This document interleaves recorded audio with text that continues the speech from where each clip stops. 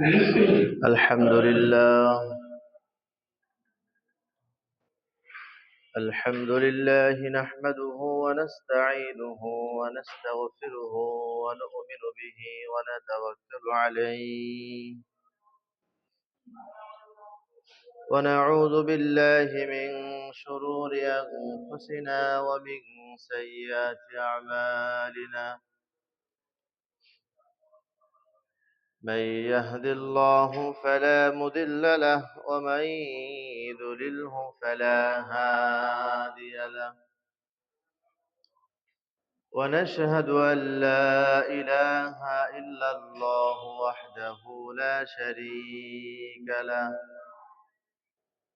ونشهد أن سيدنا وسندنا وحبيبنا ومولانا محمد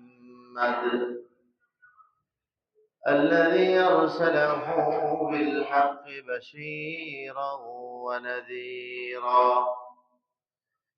وداعيا إلى الله بإذنه وسراجا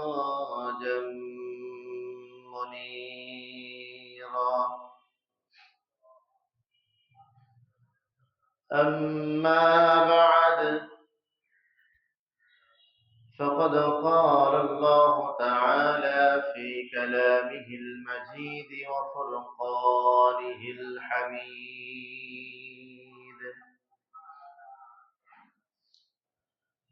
فأعوذ بالله من الشيطان الرجيم.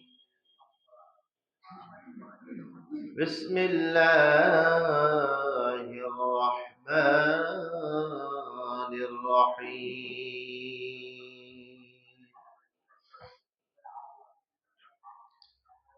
يا أيها الذين آمنوا اتقوا الله وكونوا مع الصادقين.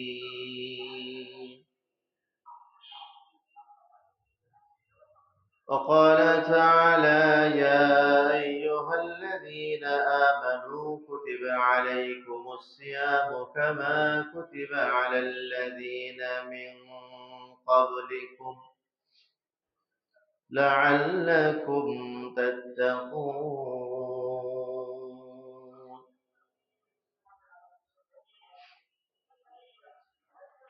وقال رسول الله صلى الله عليه وسلم: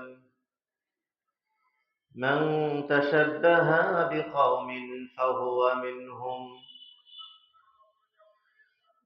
وقال تعالى: إن الله وملائكته يصلون على النبي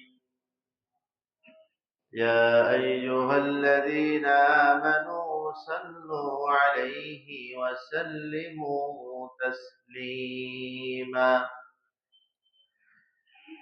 اللهم صل على محمد وعلى آل محمد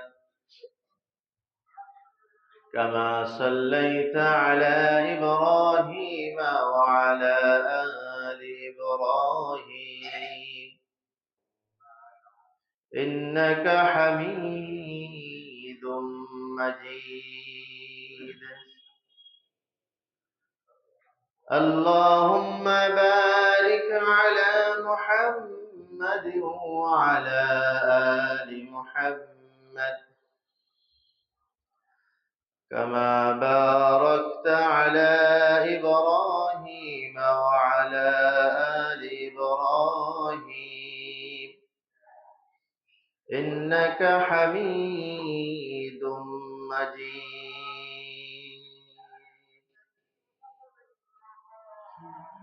اللهم صل على محمد النبي الأمي وعلى آله وسلم تسليما. بلغ العلا بكماله كشف الدجى بجماله حسنت جميع خصاله صلوا عليه وآله. سبحانك لا علم لنا إلا ما علمتنا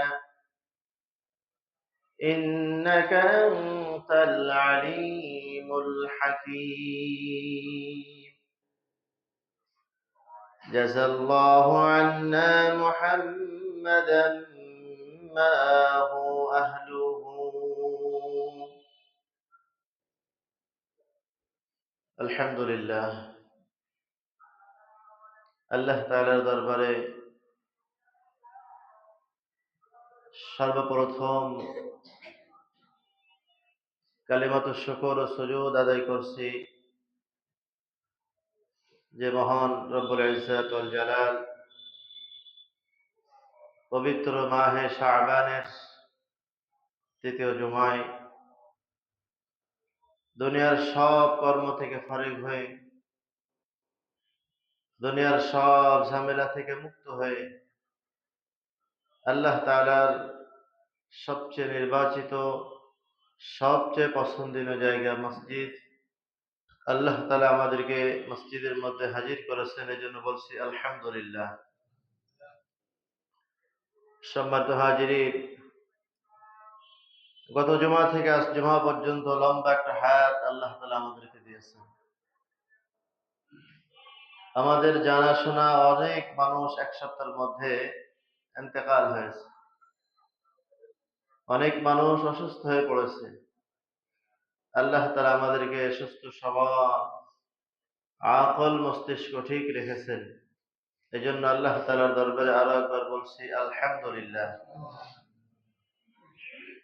দরুদ ও সালাম পেশ করছি মানবতার দিশারি সাইয়্যিদুল কাওনাইন, আমার আপনার সকলের প্রাণ প্রিয় মানুষ, আল্লাহ তাআলার প্যারা দোস্ত, সমস্ত নবীদের নবী, দো জাহানের বাদশাহ, সরদার দো আলম জনাব মুহাম্মদ রাসূলুল্লাহ সাল্লাল্লাহু আলাইহি ওয়াসাল্লাম।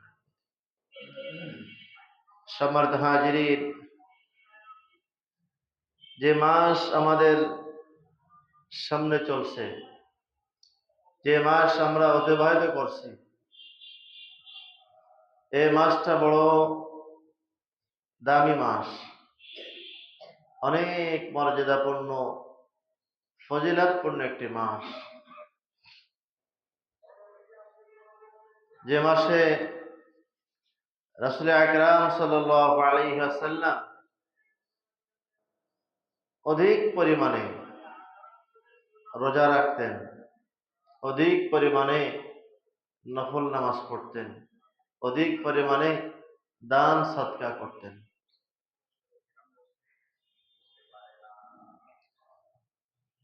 আমাদের জানা আছে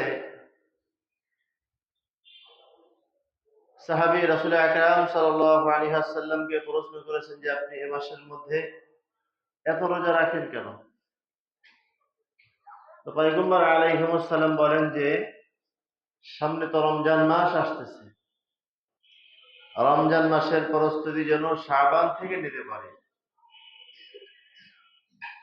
এবং দোয়ার আমলও প্রচুর পরিমাণে ছিলেন, যাতে করে রমজান মাস পর্যন্ত হায়াত পাওয়া যায়। বহু মানুষ তো সুস্থ অসুস্থ তো মৃত্যুর জন্য লাগে না, যে কোনো সময় মৌতের খবর আসতেছে। এই মুহূর্তে তো আমাদের খবর আসছে আমাদের মুয়াজ্জিন সাহেবের নানির ইন্তেকাল হয়েছে, সুস্থ মানুষ, 2-1 মিনিট আগেই ইন্তেকাল হয়েছে তার। তো যে কোনো সময় আমাদের একদিন মৌতের খবর মানুষের কানে কানে পৌঁছায় যাবে। পরিস্থিতি আমার কি হলো, কবরের সরঞ্জাম কি হলো। দুনিয়ায় অসুবিধা পড়লে মানুষ আরেকজনকে সাহায্য করতে পারে, সহযোগিতা করতে পারে, বাকি আখিরাতে আমি যদি মুসিবতে পড়ে যাই, আমার যদি সমস্যার সম্মুখীন হতে হয়, তো কে বাঁচাবে, কে আমার সাহায্য করবে?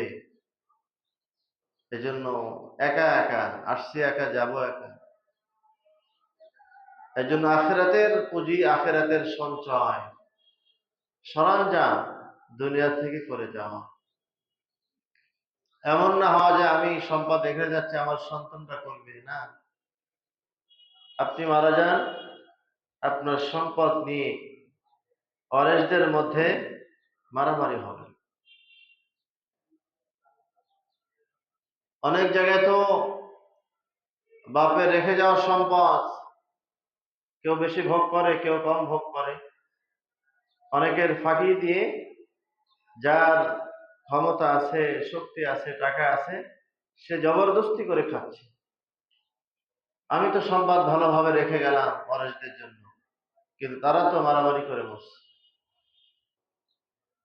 এই জন্য আমার কবরে আমার যেতে হবে, আপনার কবরে আপনি যাবেন, যার কবরে সে যাবে। এই জন্য প্রত্যেকের সরঞ্জাম প্রত্যেকেই করতে হবে।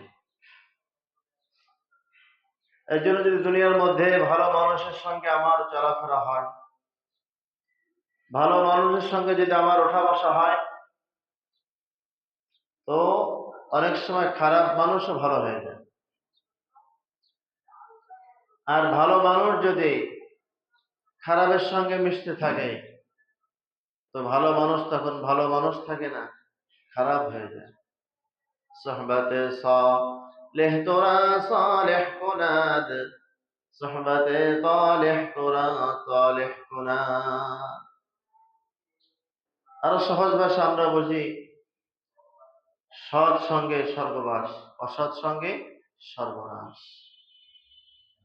এজন্য দুনিয়ার মধ্যে ভালো মানুষ যারা, যারা দিনদার, যারা পরহেজগার, তাদের সঙ্গে আমাদের সম্পর্ক রাখা, তাদের সঙ্গে আমাদের ওঠা বসা চলাফেরা করা। আজীব এক কথা আশরাফ আলী থানভী রহমতুল্লাহ আলাইহি রাখছেন। ফেরাউন, তার জামানায় তো মুসা আলাইহিস সালামের বসবাস ছিল। মুসা আলাইহিস সালামের জামানায় ছিল ফেরাউন। তো ফেরাউনের সঙ্গে মুসা আলাইহিস সালামের প্রায় কথা হতো। ফেরাউনকে মুসা আলাইহিস সালাম দাওয়াত দিতেন ধর্ম গ্রহণ করার জন্য, এক আল্লাহর প্রতি ঈমান আনার জন্য। মুসা আলাইহিস সালাম প্রায় সময় তাকে দাওয়াত দিতেন। মুসা আলাইহিস সালাম একদিন দাওয়াত দিলেন, লম্বা কথা আছে। তো ফেরাউন ইসলাম গ্রহণ করবে করবে এমন একটা ভাব, এমন একটা অবস্থা হয়ে গেছে যে প্রায় ফেরাউন মুসার কালিমা গ্রহণ করবে, আল্লাহ তাআলাকে রব বলে মেনে নেবে, এমন একটা ভাব আসছে। ফেরাউন তখন বলে, পয়গম্বর মুসা, আমি যদি তোমাকে নবী হিসাবে মেনে, তোমার রবকে যদি আল্লাহ তাআলা হিসাবে মেনে নেই, আমার কি হবে? আমি কি পুরস্কার পেয়ে যাব? মুসা আলাইহিস সালাম বলেন, দেখো, তোমার সবচেয়ে মহা পুরস্কার হলো তুমি আখিরাতের আযাব থেকে বেঁচে যাবে। আখিরাতের মহা যন্ত্রদায়ক যে শাস্তি রয়েছে, এই শাস্তি থেকে তুমি বেঁচে যাবে, আর দুনিয়ার বলে তোমার কোনো পেরেশানি হবে না। ফেরাউন তার বিবি আসিয়ার সঙ্গে পরামর্শ করলেন, বিবি আসিয়া, আমার দিলটা তো নরম হয়েছে, আমি তো মুসলমান হতে চাই, আমি তো মুসা আলাইহিস সালামের ধর্ম গ্রহণ করতে চাই, তোমার কি কান? ফেরাউনের স্ত্রী তো খুব আবেদা মহিলা, ধার্মিক। আসিয়া খুব খুশি হয়ে গেলেন, আপনি আর দেরি করবেন না, দ্রুত মুসলমান হয়ে যান, আপনি দ্রুত যান মুসা আলাইহিস সালামের কাছে, হাত দিয়ে আপনি ইসলাম ধর্ম গ্রহণ করুন। আসিয়া বলে, খবরদার, আপনি কিন্তু হামানের সঙ্গে পরামর্শ করবেন না, হামানের সঙ্গে আপনি দেখা করবেন না। ফেরাউনের প্রধান উপদেষ্টা হলো হামান। ফেরাউন চিন্তা ভাবনা করে আবার মুসা আলাইহিস সালামের সঙ্গে দেখা হয়ে গেল। মুসা আলাইহিস সালাম বলেন, ফেরাউন, যদি তুমি মুসলমান হও, ইসলাম ধর্ম গ্রহণ করো, দুনিয়ার মধ্যে 4টা পুরস্কার তোমাকে দেওয়া হবে। দুনিয়ার মধ্যে প্রথমে 4টা পুরস্কার পাবা, আর আখিরাতে তোমার তো মহা পুরস্কার আল্লাহ তাআলার কাছে রয়েছে। 1 নাম্বার পুরস্কার হচ্ছে, দুনিয়ার মধ্যে তুমি কোনোদিন অসুস্থ হবে না, সব সময়ের জন্য সুস্থবান থাকবে। কোন সময়ের জন্য তোমাকে একটা সর্দি কাশিও স্পর্শ করবে না, সম্পূর্ণ তুমি সুস্থ থাকবে। আরেক পুরস্কার হলো, তুমি কোন সময়ের জন্য বিরুদ্ধ হবে না, সব সময়ের জন্য জন মর্দে মর্দ, সব সময়ের জন্য যুবক থাকবে, বিরুদ্ধ হবে না। আর একটা হলো, যদি তুমি চাও তোমার কিয়ামত পর্যন্ত হায়াত দেওয়া হবে। তুমি যদি লম্বা হায়াত কামনা করো, কিয়ামত পর্যন্ত তোমার হায়াত দেওয়া হবে। 4 নাম্বার পুরস্কার, তুমি যদি বাদশাহী চাও, রাষ্ট্রীয় ক্ষমতা চাও, এটা তোমাকে দেওয়া হবে। তোমার ক্ষমতা নেওয়ার মতো অদ্বিতীয় কোন বাদশা আর জন্মগ্রহণ করবে না। 4টা পুরস্কার তোমাকে দুনিয়ায় দেওয়া হবে। ফেরাউন 4টা পুরস্কারের কথা শুনে মহা খুশি হয়ে গেল। আবার বিবির কাছে চলে গেল, বিবি, মুসার সঙ্গে আমার কথা হয়েছে, আমি যদি তার ধর্ম গ্রহণ করে নেই, আমাকে দুনিয়ার মধ্যে 4টা পুরস্কার দেওয়া হবে। আমি কোনোদিনের জন্য অসুস্থ হব না, কোনোদিন বিরক্ত হব না, এবং আমার হায়াত হবে লম্বা। 4 নাম্বার, আমি যদি রাষ্ট্র ক্ষমতা চাই, বাদশাহী চাই, এটা আমাকে দেওয়া হবে। এই বাদশাহী নেওয়ার মতো অদ্বিতীয় কোনো মানুষ পৃথিবীতে আর জন্মগ্রহণ করবে না। পয়গম্বর মুসার সাথে সাথে আরো বলেন, তুমি লম্বা ক্ষমতা পাও, লম্বা হায়াত চাও, এরপরে তোমার যখন ইন্তেকাল হবে, ইন্তেকালটা এত আরামের সঙ্গে হবে যে একটা মাসুম বাচ্চা যখন মায়ের স্তনে দুধ খায়, মাসুম বাচ্চা যখন মায়ের স্তন থেকে দুধ গ্রহণ করে, দুধ খেতে খেতে কখন ঘুমায় মা জানে না, হঠাৎ দেখে সন্তান ঘুমায় গেছে, ঠিক তোমার ইন্তেকালটা ওই অবস্থায় হবে। কোন সময় তুমি ঘুমায় যাবা, তোমার রূহ বের করা হবে, কষ্ট হবে না। এই পুরস্কার তোমাকে দেওয়া হবে। বিবি আসিয়া শোনা মাত্র বললেন, আপনি আর দেরি করবেন না, এই মুহূর্তে চলে যান, পয়গম্বরের হাতে হাত রেখে ইসলাম গ্রহণ করেন, সঠিক ধর্মে আপনি চলে আসেন। তবে হামানের সঙ্গে কিন্তু আপনি দেখা করবেন না। হামান সবচেয়ে বড় জালিম। বিবি আসিয়া বলল, আপনি হামানের সঙ্গে পরামর্শ করবেন না, হামান আপনাকে মুসলমান হতে দেবে না। বন্ধু তো ফেরাউনের প্রধান উপদেষ্টা, একটু পরামর্শ না করলে কেমন হয়? ফেরাউন হামানের সঙ্গে পরামর্শ করলেন, হামান, আমি তো সিদ্ধান্ত নিয়েছি, আমি আর তোমাদের সঙ্গে থাকবো না, মুসলমান হয়ে যাব। আমি রাষ্ট্রীয় ক্ষমতা পেয়ে যাব, দীর্ঘ হায়াত পেয়ে যাব, সুস্থতা নিয়ামত পেয়ে যাব, আর কোনোদিন বিরুদ্ধ হব না, সব সময়ের জন্য যুবক থাকবো। আমি সিদ্ধান্ত নিয়েছি, আমি এখনই চলে যাব মুসার কাছে, যে আমি ধর্ম গ্রহণ করে নেব। হামান বললেন, বাদশাহ, খবরদার খবরদার, কি বললেন আপনি? আপনি মুসলমান হওয়ার আগে এই নাঙ্গা তরিয়ানে নেন, খোলা তরবারি আমি আপনাকে দিচ্ছি, আমার গর্দান কেটে দেন, কারণ আমি বেঁচে থাকতে আপনাকে ইসলাম ধর্ম গ্রহণ করতে দেখতে চাই না। আপনি আমাকে গর্দান থেকে আলাদা করে দেন।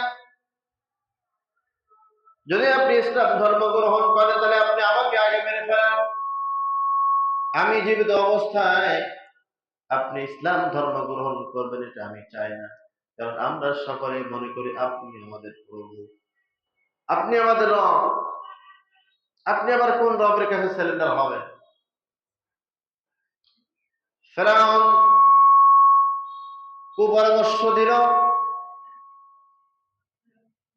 তার জেহেলের মধ্যে ঢোকাই দিল, আপনি আমাদের রব প্রভু, আপনি আর এক প্রভুর কাছে কেন যাবেন, তার কাছে কেন সিলিন্ডার করবেন? এটা ফেরাউনের মাথার মধ্যে ঢুকে গেছে। আর আমি তো রব, আমি তো বড় খোদা। فقال انا ربكم الاعلى, আমি হলাম তো বড় খোদা। এই যে আমি তো ভাব, আনা, আমি সবকিছু করি, আমার মাধ্যমে হয়, এটা ফেরাউনের খাসলাত। বদনসিব, মুসা আলাইহিস সালামের সঙ্গে তার সাক্ষাৎ হলো না, আর গ্রহণ করতে পারলেন না হামানের কারণে। সারা জীবনের জন্য বিতাড়িত হলো, লাঞ্ছিত হলো, লানত হলো, অভিশপ্ত হলো। কিসের কারণে? তার প্রধান যে ছিলেন, প্রধান উপদেষ্টা হামান, তার সঙ্গে সম্পর্ক রাখার কারণে। এজন্য আমি আয়াত পড়েছিলাম, আমানুত্তাকুল্লাহ ওয়া কুনু মা'আস সাদিকিন। আল্লাহ তাআলা বলেন তোমরা আমাকে ভয় করো, আর যারা সৎ মানুষ, যারা সাদিক মানুষ, তাদের সঙ্গে তোমরা সম্পর্ক রাখো।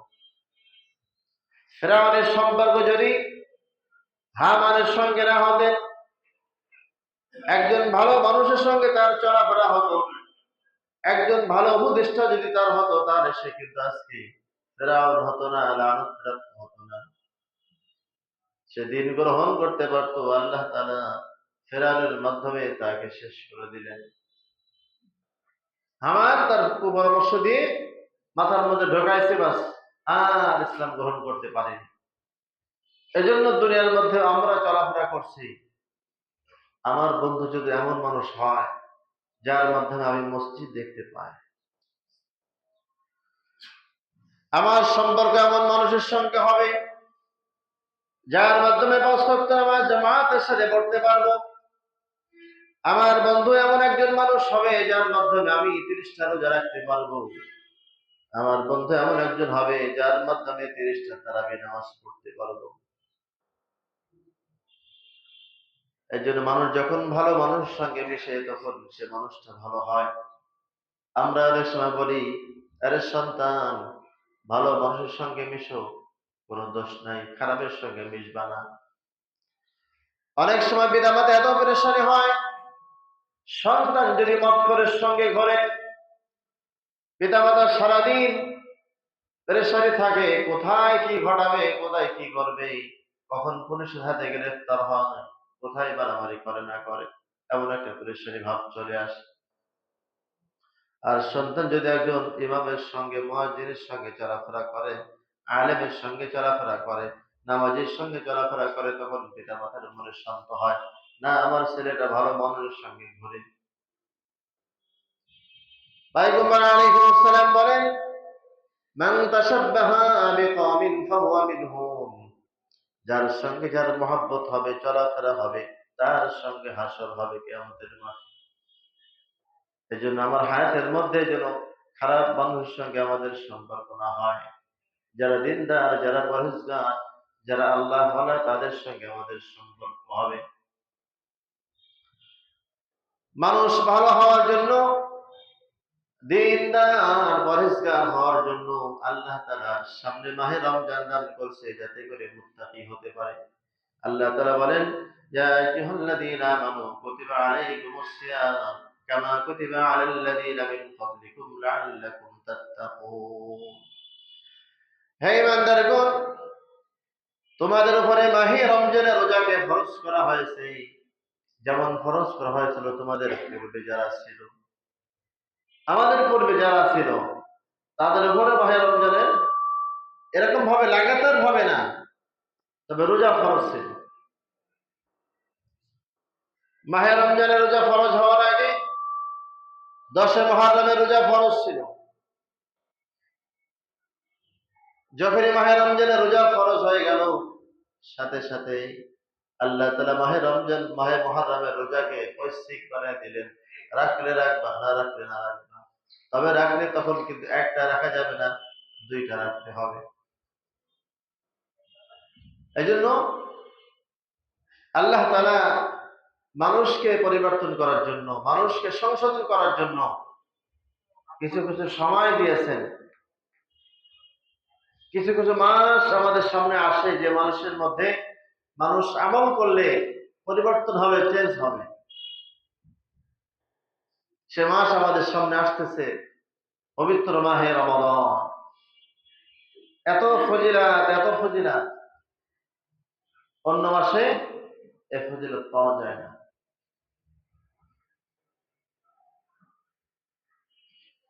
রমজানের শাব্দিক অর্থ হলো, মুয়াজ্জিন সাহেব, খাদেম সাহেব কেউ নাই, একটু সাউন্ড কমাতে হবে, সাউন্ড কমাতে।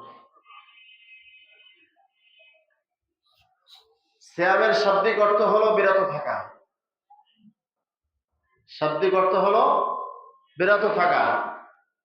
পরিভাষায় রমজান বলা হয় শবে সাদিক থেকে সন্ধ্যা পর্যন্ত পানাহার, স্ত্রী সহবাস, এগুলো থেকে বিরত থাকার নাম হচ্ছে রোজা। অল্প কয়েকদিন পরেই আমাদের সামনে পবিত্র মাহে রমজানের রোজা আসতেছে। আমরা যেন বেরোজা কেউ না থাকি। বালেগ পুরুষ নরনারী যারা আছে সবার উপরে সমান তালে রোজা ফরজ। এমন না ও রোজা রাখবে যারা ইমামতি করে, যারা মুয়াজ্জিনি করে তারা রাখবে, এমন না। কিন্তু রোজা এমন ফরজ না যে যারা গরিব মানুষ তারা রাখবে। আমাদের সমাজে কিছু আহম্মক তো বলে, আর আমি রোজা রাখবো কেন, আমার কি খাদ্যের অভাব আছে না? বেয়াকুফ। আল্লাহ তাআলার বিধান সকলের জন্য সমান। নামাজ, রোজা এগুলো তো সবার জন্য। যাকাত মাল হলে ফরজ, আরো মাল হলে হজ ফরজ, কিছু মাল হলে কোরবানি ফরজ, অজিব। তো রমজানের রোজা হচ্ছে গরিব হোক, ধনী হোক, শিল্পপতি হোক, রাস্তার ফকির হোক, সবার জন্য ফরজ।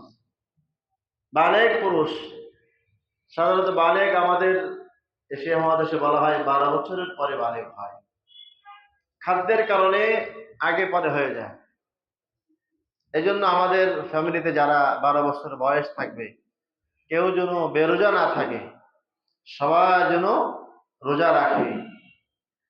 পয়গম্বর আলাইহিস সালাম বলেন, না সাওমু লি ওয়া আনা আজিজি বিহি। রোজা হচ্ছে আমার জন্য, আমি রোজার প্রতিদান বান্দাকে নিজ হাতে দেব। বান্দা কি পেলে খুশি হবে এটা আল্লাহ তাআলা জানে, সেটা আল্লাহ তাআলা বান্দাকে দিবেন। তবে হাদিসের মধ্যে আসছে আল্লাহ তাআলা জান্নাত সাজিয়েছেন। প্রত্যেক দিন রমজান মাসে রোজাদারের জন্য জান্নাত সাজানো হয়। আর রোজাদারদেরকে জান্নাতে প্রবেশ করানোর জন্য আলাদা দরজা আছে, যে দরজার নাম হচ্ছে রাইয়ান। পয়গম্বর আলাইহিস সালাম বলেন,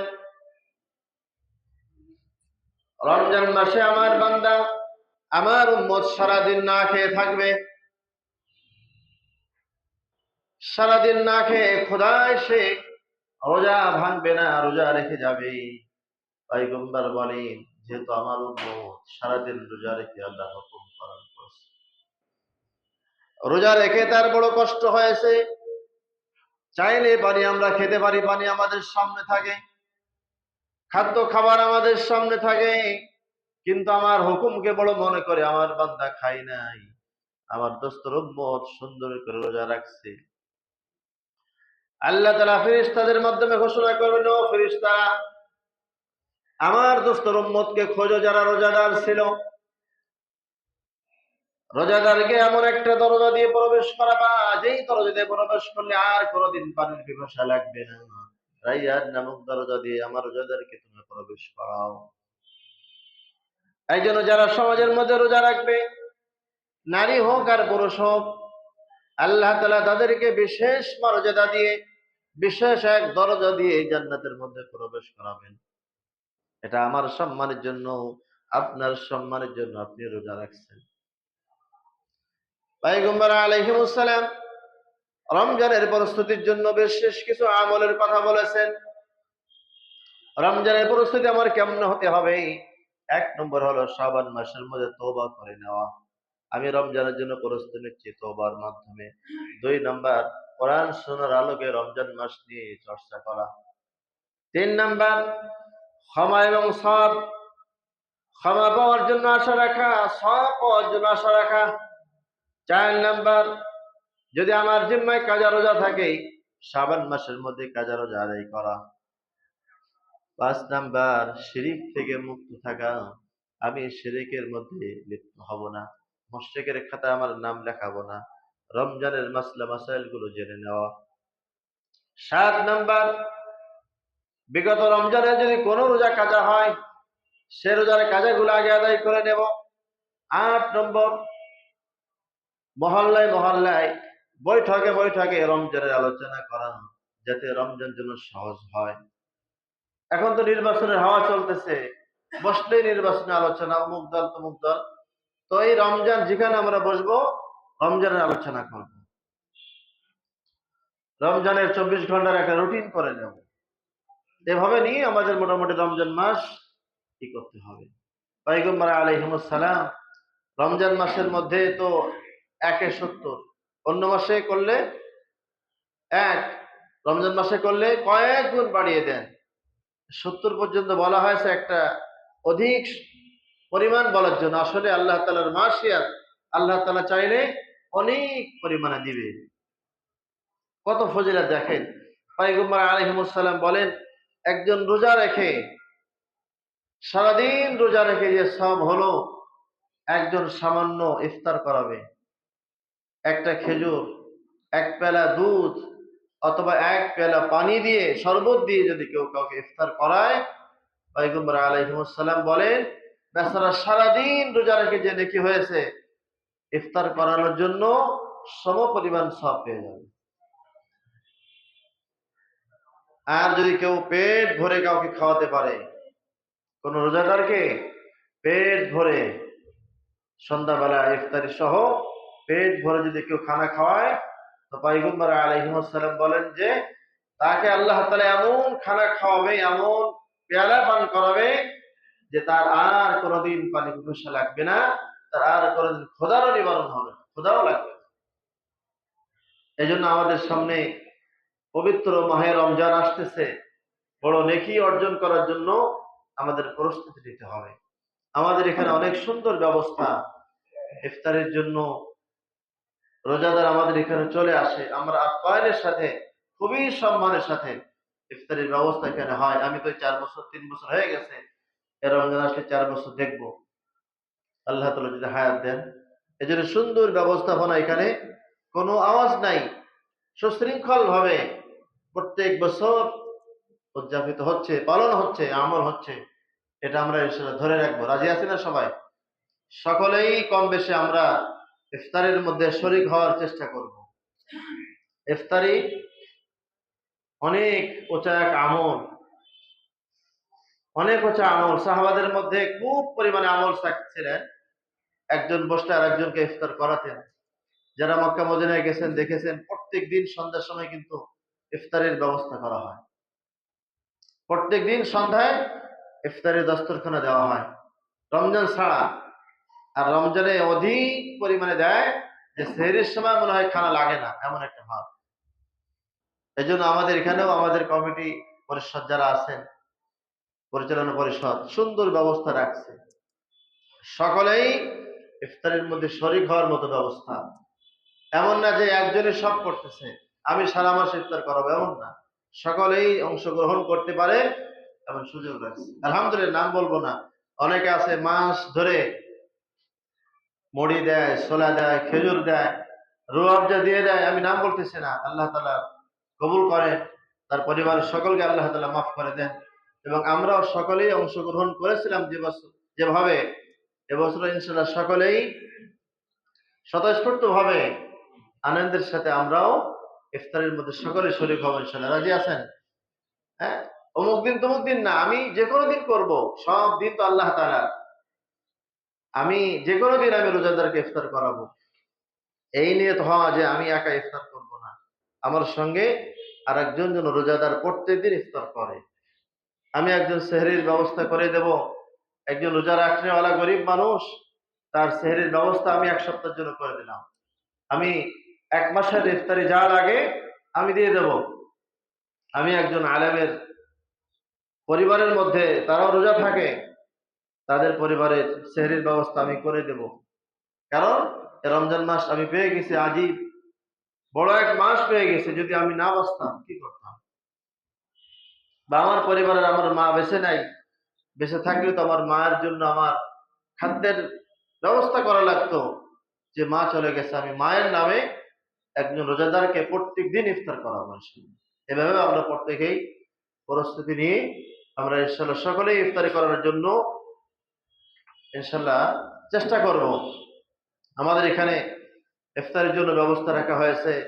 গত বছরও ছিল 2200 টাকা, এবছর ইনশাল্লাহ 2200 টাকার মাধ্যমে আপনি ইফতারের মধ্যে শরীক হতে পারবেন, এককভাবে যদি কেউ দিতে চান। এবং আমরা যদি শরীক হতে চাই, হুজুর আমি এত টাকা পারবো না, আমি কম দেবো, হ্যাঁ সুযোগ আছে।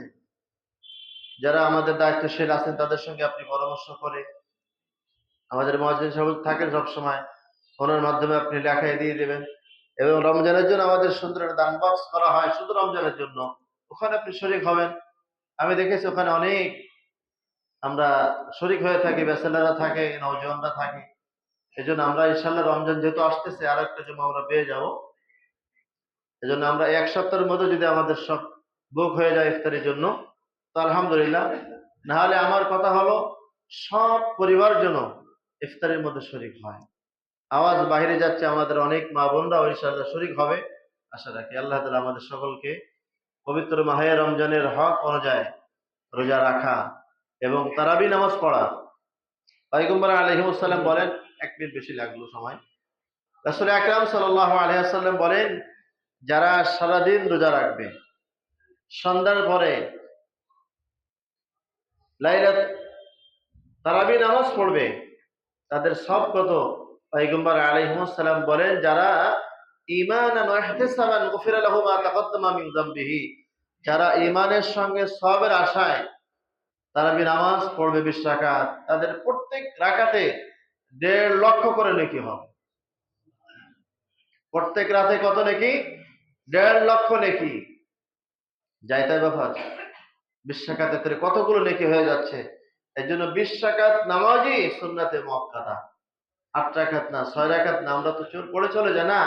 এখন থেকে প্রস্তুতি নেই যে আমি প্রত্যেক দিন রোজা রাখবো এবং সন্ধ্যার পরে এসে জামাতের সঙ্গে আমি ইনশাআল্লাহ 20 রাকাত তারাবি নামাজ পড়ব।